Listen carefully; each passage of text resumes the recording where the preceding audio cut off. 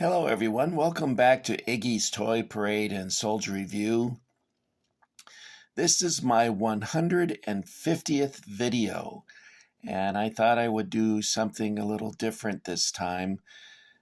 So it's not going to be what you're used to, so hang in there. It's going to be like going to your grandma and grandpa's house and having to look at their photos. Some of you, if not all of you, will get a little bored, I'm afraid. But who is Iggy? Why Iggy? And why is Iggy into all this toy soldiers and all this other stuff? Well, here's a picture of Iggy taken in 1964. You can see I was trying to dress up to look like a Roman soldier. However, the helmet is probably something Kaiser Wilhelm would wear. And the shield is something from what looks like the Russian Empire. And I remember I was dressed up like this, and I thought I was so cool, and I had a brown towel for a cape. I don't know if you can see that. And the kid next door said, "You look like an idiot." And he grabbed a stick and he attacked me. And I thought, well, I'm going to make short work of this clown because I've got a shield and a sword. And he beat me so bad that I was curled up in a ball. The shield didn't help me much. Iggy is not very much of a fighter, I'm afraid.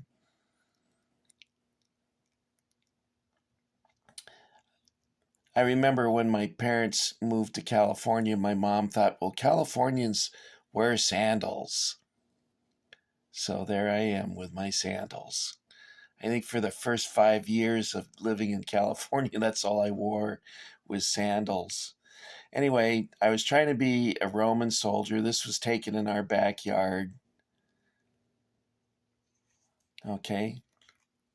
So what do I have next?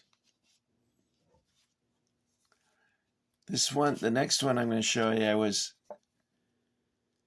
6 years old. And that's my brother Ron, my older brother Ron. So he would have been 11.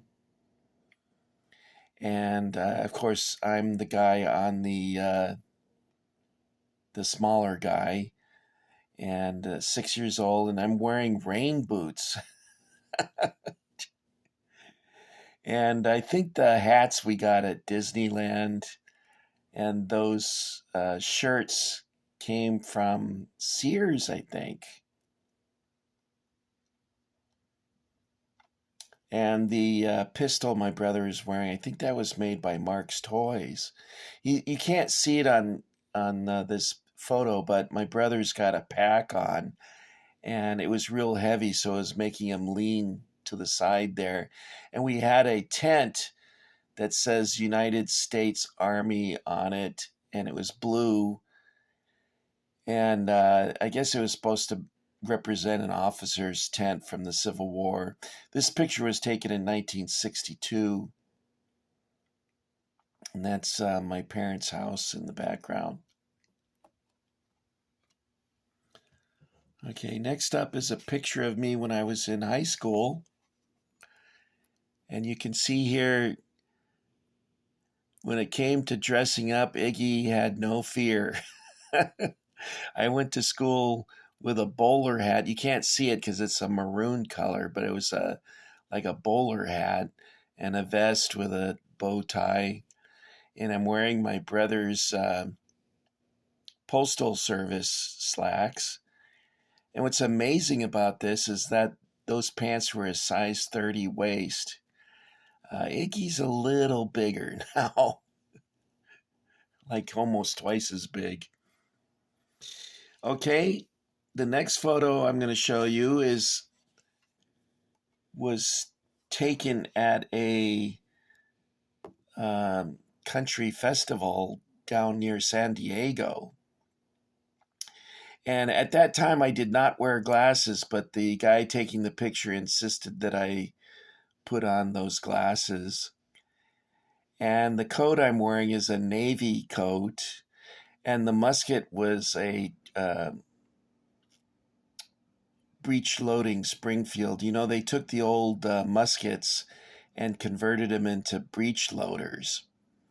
And that's what that musket was. So that was probably like 1870 or something like that.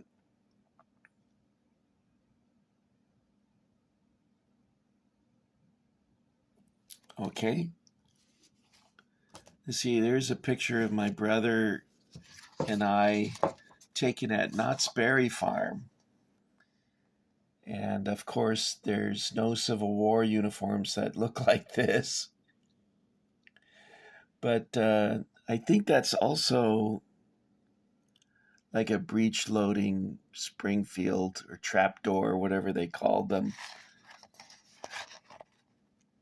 When was this taken? 1975, Knott's Berry Farm. And I'm the one that looks like a girl sitting in the front. Yeah, Iggy's not the most masculine looking guy, I don't think. Anyway, this is what reenactors would call a farb. And that's a term of derision for guys who don't know what they're doing and are wearing clothes that are anachronistic. Is that the correct word?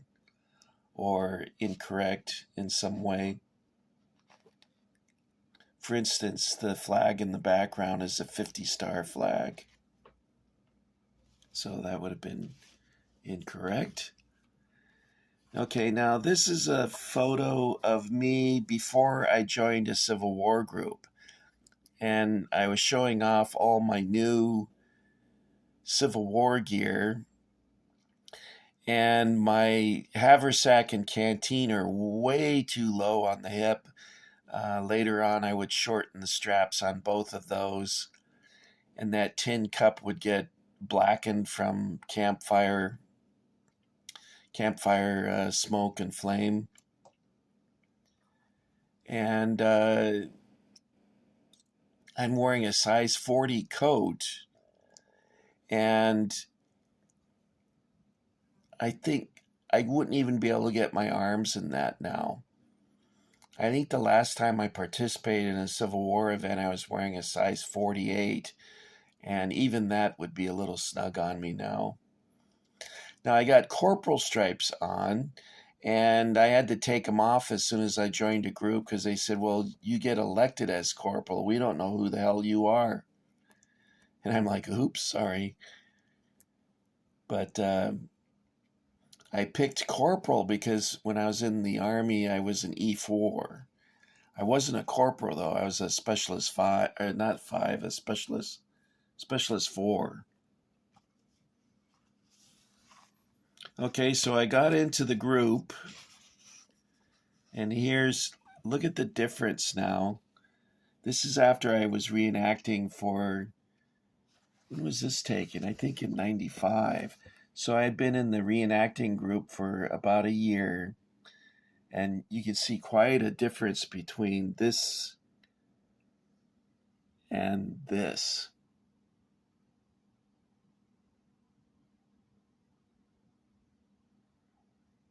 This was taken by William Dunaway, who made excellent images using an old-time camera. This is printed out on tin. But it's funny when I look at this photo was taken before I owned a musket. So I think this photo was taken in 1993. And this photo probably in early 1995 or late 94. So quite a contrast there. And here's one that I did in 1996. And I'm starting to look more and more like a veteran. There's my pack on the ground there. I got a blanket on the top wrapped in a gum blanket.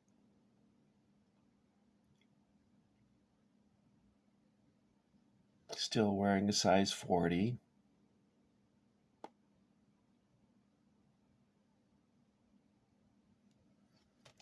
So 1996, I would have been 40 years old. I look it too.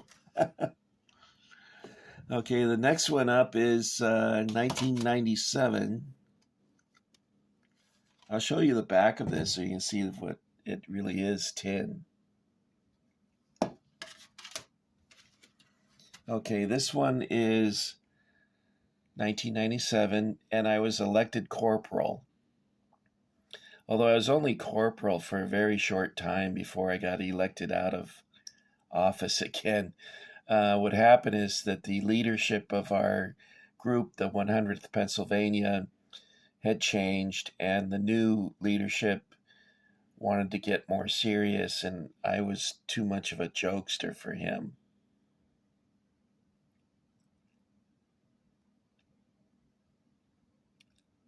So there you go. Now, the next image, I never cared for this one too much. This is 1998. And I'm wearing a long coat, a frock coat.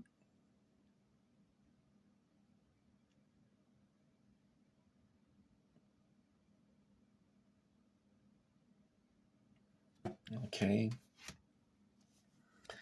Then in let's see, when is this photo here? This is 1996. And wearing a slouch hat.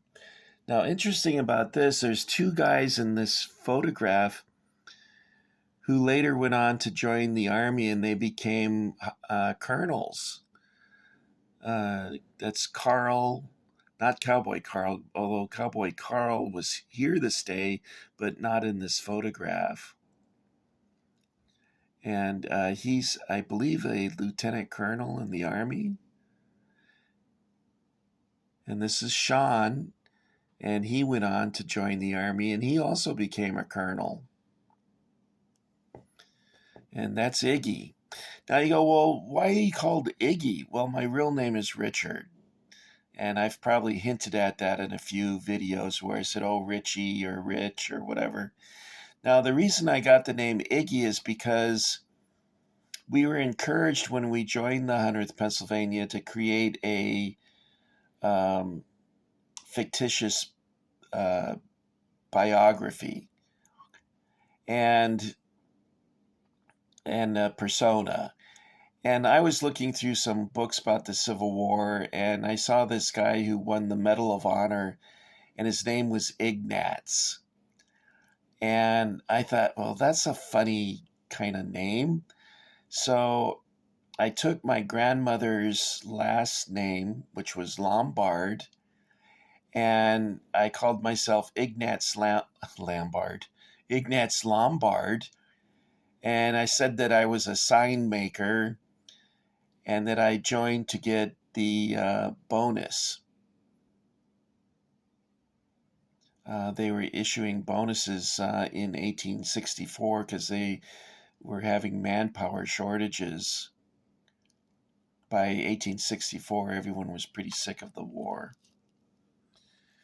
Now, this is our group back at its heyday.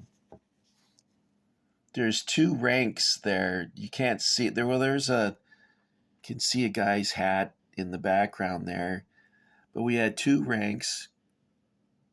So that would make, let's see, 2, 4, 6, 8, 9, 10. So we had about 21 guys. About 22 guys. And this fella here, this is Ted. He was excellent. He had a great sense of humor. He was a wonderful storyteller. And he was really good commanding as a sergeant of our group. He was excellent. And this is Heath. I've spoken to you about him. He worked at Ultimate Soldier and or 21st Century Toys, and he also worked with Sideshow Toys. And this is Sam. This guy here quit our group and became a Confederate. I don't know. Can you see him? Wait, let me adjust the camera. My hand's slipping up. There we go. Where'd he go? There he is. He quit our group and became a Confederate. And that's me standing next to him there. And this guy here, Ben, he died. He got cancer and he died. And why is it doing that? The next guy to him is Perry. He became captain of our group for a short while.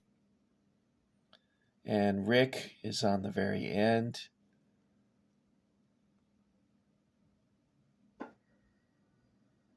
And this is James. Now the funny thing, I don't know if you could see this in the photo, but James was always looked like he just got from the depot. He always was super clean looking. I'm not sure how he did that because we would camp outdoors and he always looked very good. He got married and then I never saw him again. I guess his wife didn't like him taking time out to do the Civil War. And this is Carl. I mentioned him. He's the one that he was the son of our commanding officer, Steve, who was also excellent, very knowledgeable about history, very knowledgeable, and also a colonel in the Army. Well, now his son's a colonel in the Army. And this guy, his name's escaping me right now, but I know who this is. And for some reason, I'm drawing a blank, but I'll probably think about it later. But this was taken, I think, in San Jose. Yeah, San Jose in, I believe, 1995. So sometime in the late 90s, I decided I would join a World War I German reenactment group. This picture was taken before I got all my gear. I had the bread bag and the canteen and an e-tool, but I had no ammunition pouches or gas mask or bread bag straps to hold my belt up. And I'm wearing a 1916 uniform. That's actually a genuine World War I helmet that I repainted.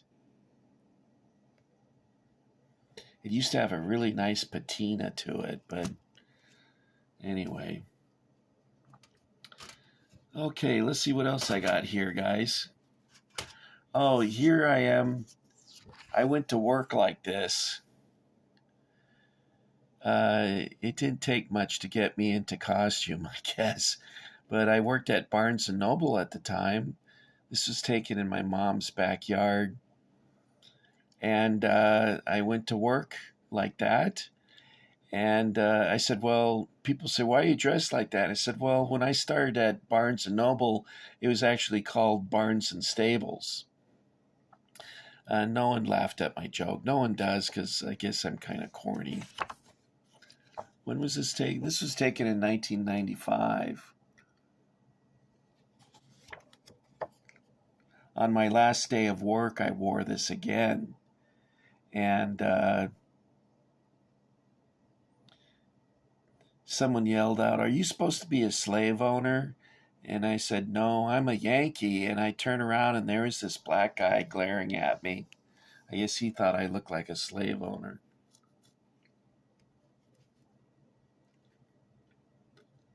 Okay, next up, let's see, that's 2001. What do I have here?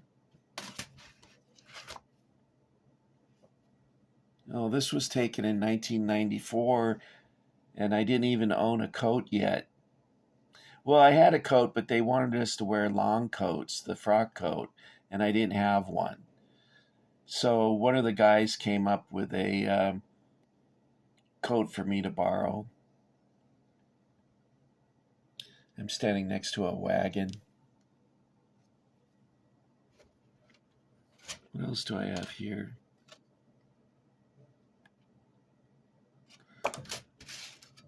Okay, this one was done in 1999. This is one of my favorites. I think this one came out really well. Now, my ultimate favorite image that I did is I'm in a like studio setting like this, and I'm holding my hat up in the air and holding my musket, and it's a great photo. And I don't know what happened to it. It's gone. Can't find it anywhere. I still had hair. No more hair. Okay, now you're going to see an image of me when I started to get chubby. There I am there, getting a little thick. This was taken in 2003. And then there's one where I'm just downright puffy. And it's one of the reasons I quit reenacting. That's me right there. I love that hat. But I'm wearing a size 42 and it's tight on my gut. Oh, you know what? You've heard me talk about my friend Doug. That's him, right? He looks like a convict. Like he's been arrested by Sam and myself. We're holding him down. Um, these were great guys. I really love these guys. I didn't know who that was. I didn't like him either. I don't know who he is. He was friends with Dutch. Why is this doing that? There were so few of us at this event that we decided to sit out participating. And so I talked everyone into having this image done. That's Dirty Pierre. He was a cool guy, very knowledgeable. At the time, in around 2007, I became interested in being a pirate. And so I've got buckle shoes on when you can't see that. But I've got a cutlass on my side and a 1720 flintlock pistol in my belt. And got a hatchet or an axe, boarding axe. And I'm starting to get a little heavier again, so I'm looking like Santa. All right, guys, I know this was probably kind of tedious and boring for many of you, but that's the story behind why I'm Ignatz or Iggy. Some of the guys called me Ig, like Cowboy Carl calls me Ig. Doug calls me Iggy. The first time he called me by my real name, Richard, it made him feel uncomfortable, like he was calling me the wrong name or something. So let me see if I can turn the camera on. You can see that I look like Santa Claus now. Hello, everyone. Thank you for subscribing to Stumblemouth Iggy's page. Oh, man. Okay, guys, I thank you for your patience and thank you for indulging me. I just had a lot of questions about, not a lot of questions. People at work were asking me, why do you call yourself Iggy? And now you know why. Now, I didn't show you any pictures of when I was in the French World War I reenacting. I really enjoyed that uniform too. That was a really nice one. And I have it complete. Okay, that's it for me. This is Iggy saying thank you for coming along. Thank you for subscribing. I said it right that time. Haha. And that's pretty much the end of the video. Yay. And do you guys remember Tom Slick? I used to love that cartoon. It was very funny. It came on, it was done by the same people who did George of the Jungle and Super Chicken. Do you remember Super Chicken? That was a great show. Anyway, That's it for Iggy. We're going to hit the dusty trail. We'll meet up at Roy Rogers Ranch for a barbecue. Take out your stuff, guys. Dust it off. It's time to enjoy it once more. And as always, it's time to sing. Happy trails to you until we meet again. Happy trails to you. Iggy can't sing worth a poop. Bye, guys.